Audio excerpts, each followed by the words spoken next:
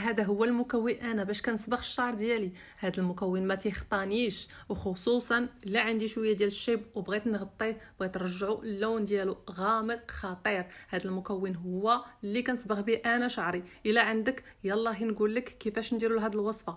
لون خطير بزاف بزاف. العكر الفاسي البنات، اللي هو العكر الفاسي، اللي عنده العكر الفاسي وبغى يغطي الشيب، كنقول لك يلا بسم الله نتوكلوا على الله. الا ما عندكش العكر الفاسي بلا ما ديري، لان انا نجرب عده وصفات باش نغطي الشيب، باش نصبغ الشعر ديالي، باش ناخذ واحد اللون اللي هو جميل بدون العكر الفاسي. بصراحه ما كيتغطى الشيب اولا تيخرج لي واحد اللون اللي هو برتقالي. مع العكر الفاسي اللي وريتكم في الاول راه تيخرج لون زوين بزاف بزاف. وخصوصا انا قلت لكم اللي بنات اللي عندهم هكا شويه ديال الشيب وبغاو يغطيو ولا بغاو يعطيو واحد اللون اللي هو جميل، فضروري من العكر الفاسي. شحال من مره قلتها لكم وكنعاود نقولها، راه العكر الفاسي خطير وكيصبغ. غير خذوا نوعيه ممتازه. بالنسبه للخلطه اللي غنخلطوا بها الصبغه ديالنا الطبيعيه، هنا انا عندي معلقه ديال حبوب الشاي، حبوب عتاي اللي كنشربوا العادي. غادي نضيف ليها معلقه كبيره ديال هذاك الشاي الاحمر اولا ليبتون، اي نوع كتشربوا نتوما. ما كاينش متواجد فممكن ان نستعملوا القهوه الطبيعيه اللي كنشربوا. القهوه الطبيعيه من الاحسن. غادي نخليهم يغليو. غادي نضيف لهم بطبيعه الحال كاس ديال الماء ساخن، كاس ديال الماء سخون، ونخليهم يغليو مع التحراك ضروري واحد المده ديال 5 دقائق. نخليهم يغليو ومن بعد نطفي عليه البوتاغاز ونخليه يريح واحد شويه. حنا كنعرفوا ان الشاي كل ما خلينا اولا اتاي كل ما خلينا واحد المده كيزيد يطلق لينا، كيزيد يطلق داك اللوين ديالو. شوفوا على لين شحال زوين. راه غير بهذا يكفي ان هذا نديروه في بخاخ ونرشوه على الشعر ديالنا. هذا نديروه في بخاخ ونخليه حتى يبرد ونرشوه على الشعر ديالنا. كيحفز النمو وكيعطي تغطيه للشيب طبيعيه.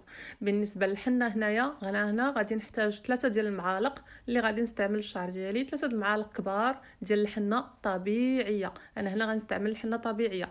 بالنسبه للبنات اللي بغاو يستعملوا الحنه رويال، فانا هنا كنقول لكم ما تستعملوش العكر الفاسي، فقط الحنه رويال مع الخلطه مع باقي الخلطه. بالنسبه للحنه رويال، بالنسبه للبنات اللي الشعر ديالهم فيه الحساسيه يتجنبوها. راه هي حتى هي حنه، ولكن انا كنقول للبنات اللي عندهم الحساسيه في الشعر ديالهم يتجنبوها.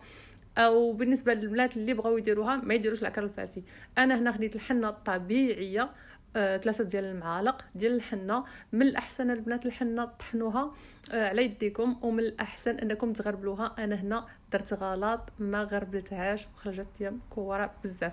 وهنا انا كنقول لكم البنات بالنسبه للعكر الفاسي، بدون هذا العكر الفاسي راه ما غاديش تعطيني اللون اللي بغيت. خصوصا البنات اللي عندهم الشيب وبغاو يغطيوه بشي حاجه طبيعيه، ما بغاوش يستعملوا الصباغه الكيماويه. فانا كنقول لكم شريو شي نوعيه ديال العكر الفاسي زوينه بزاف من شي واحد اللي كتثقوا فيه كيجيب هذاك المواد طبيعيه. سولوا عليها، قول لهم راه بغينا للشعر، فهو غادي يقول لكم النوعيه المزيانه.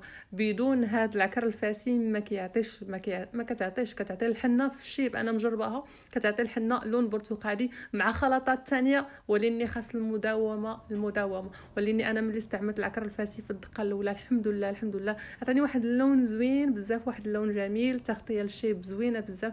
فانا كنقول لكم البنات بالتجربه ديالي وبالتجربه، لا عندك الشيب وبغيتي تغطيه وتعطي له واحد اللون جميل ومع المداومه يقول لي غامق. وخصوصا حنا السيدات اللي كنبغيو الوصفات الطبيعيه، فانا كنصحكم انكم تستعملوا العكر الفاسي. خليوه معاكم. راه العكر الفاسي غزال بزاف وتجميلي، عنده عده وصفات لا تعد ولا تحصى. العكر الفاسي انا هنا كنقول لكم ها هو كنقرب لكم السميه، وحتى باللغه العربيه وباللغه البنات اللي ما تعرفوش راه وريتو لكم شكلا كيفاش داير. بالنسبه للخلطه هنايا انا ما احتاجيت والو، احتاجيت فقط العكر الفاسي وهذاك الحنه ديالنا وهذاك الماء اللي سخنا. شوفوا على لون البنات غزال بزاف بزاف بزاف بزاف، واعر.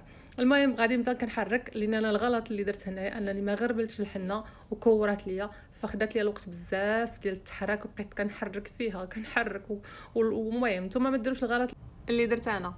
هنا غادي نحتاج 2 ديال الاصفر ديال البيض. حنا كنعرفوا ان الاصفر ديال البيض راه كيرطب الشعر، كيرجع الشعر حرير بالنسبه للبنات اللي الشعر ديالكم ناشف، الا كان الشعر ديالكم الزغبه ديالو هكا مكزه بقوه الششوارات بالبحر بلا بيسين، فانا هنا كنصحكم بالصفار ديال البيض، راه غزال بزاف مع الزيت. اصفر ديال البيض انا حاطه هاد الوصفه هادي وعده مرات حطاها، راه غزال بزاف كيرطب الشعر. هنا انا احتاجيت درت جوج لان انا عارفه الفوائد اللي كتعطي للشعر ديالي، كنعرف بان راه كيغذي لي الشعر ديالي وكينعمو. فانا هنا درت جوج ديال الاصفر ديال البيضه وصافي، وغادي نحركها. وداك البيض ديال البيض من بعد نحتاجو وصفات عده، ما نرميوهش نخليوه على جنب. وغادي نضيف الزيت من بعد. الزيت انا ما غاديش نضيفو دابا، نخليها حتى تخمر. غادي نخلط هذا الاصفر ديال البيض مع الحنه ديالنا ونخليها من بعد تخمر. غادي نخليها تخمر على الاقل واحد 4 سوايع حتى نغسل انا شعري مزيان ونشفو، ومن بعد عاد نديرها للشعر ديالي.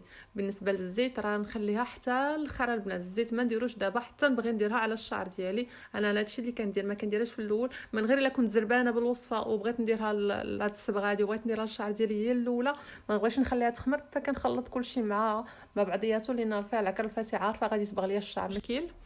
شوفوا على الوينه البنات شحال غزال، راه كيحمق، لون واعر، والريحه يا سلام يا سلام يا سلام. بالنسبه للبنات اللي ما تعجبهمش الريحه، لان كاين اللي ما تعجبوش ريحه الحنه، فممكن انكم بعد ملي تغسلوا الشعر ديالكم تشلوها بالقهوه اولا الماء ديال الزعتر، الماء الزعتر اولا الخل، كل هادو كيغسلوا الشعر وكيطهروا الفروه ديال الراس من البكتيريا من القشره. البنات اللي عندهم القشره انا كنصحكم وبشده ما تخلطوا الخل التفاح مع الماء، يعني واحد المعلقه كبيره ديال خل التفاح مع الماء الساخن وتشلوا به كاخر تشليله، راه تينظف يعني كتنساي شي حاجه سميتها القشره، كتنسايها تماما.